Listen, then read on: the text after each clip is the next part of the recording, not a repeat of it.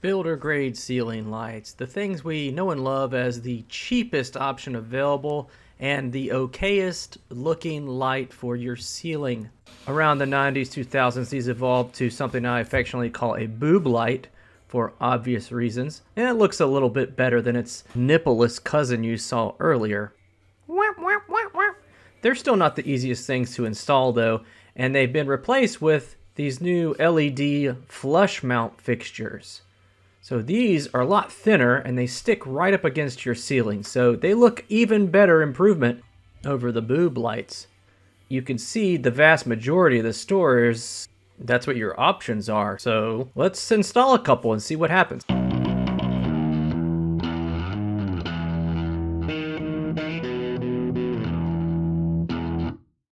The cheapest and highest rate on Amazon is this moon light, but it goes under a lot of different names and brands on Amazon, and it comes with all the weird misspellings and strange phrasings you would expect from a product like this. It is not UL listed, at least it doesn't say on there. The whole thing is made out of plastic, and it only has 2 wires, so you are getting what you paid for on this thing. The mounting bracket is plastic as well, but kind of simple. It just gets mounted to the box and you twist it. Pretty easy.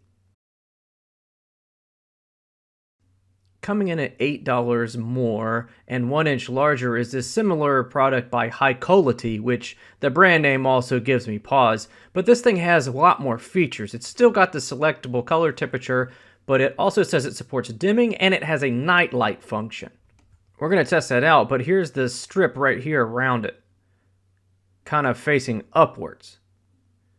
Now, it's got wires just like you would expect, but they're labeled and there is a ground. So that gives me a little bit more comfort zone. Don't mistake it for a ground wire. It also comes with this cable strap for help with install. You'll see how that works in a second. Now, the mounting bracket for this is way more stout. It is made of metal. It's got a lot more options as far as holes. And it's got that cable strap hook right there, made just for it. The mode of install is very similar. You put it in and the tabs catch when you twist. Taking the old one out, everybody's familiar with, but just kind of want to show what you deal with. You normally have some weird finial cap or screw that you have to take out.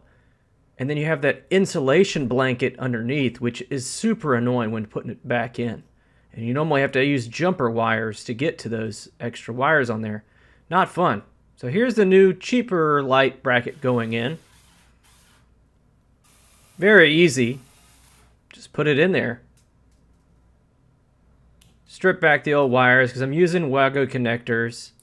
Hashtag basic DIY electrician homeowner stuff, you know. Here's where it's a little wacky. Since there's nothing to hold on to, you gotta dangle it by your wires in your hand on the fixture itself. Not my favorite, but okay, I guess. Installing is very easy. Just twist, and it hangs. Turn it on, and it looks good. Here's a comparison of the old light next to a new light, just so you can see it light output-wise. They're about the same. The only difference is the other ones use bulbs, and this one's a down light, so it just kind of shoots it down and off to the side and blows up your camera when you look at it too close. This is on a 3000K setting, so it's about the same. Moving on to the more expensive Hykolity light. Just want to brag on this thing's design a little bit. It's got this metal bracket, but it has a rounded or knurled centerpiece that allows your wires not to get caught. I mean, it's just design stuff like that makes you think it's a better product. Removing the old bracket, putting a new one in. I probably could have put the screws in and just slid it in. Here's that installation strap at work. Just makes it easier to get both hands up there. You could probably remove the strap afterwards, but I left it on there. And getting this to sit was a little bit harder than the plastic version, I'm going to be honest. But once it got in, it seemed pretty stable. Turn on, that's way too blue. Forgot to change the color temperature.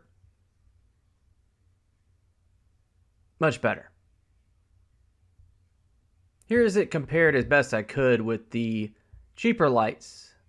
Light output is, to my subjective opinion, very close. They are pretty much the exact same as the amount of light you're getting out of them.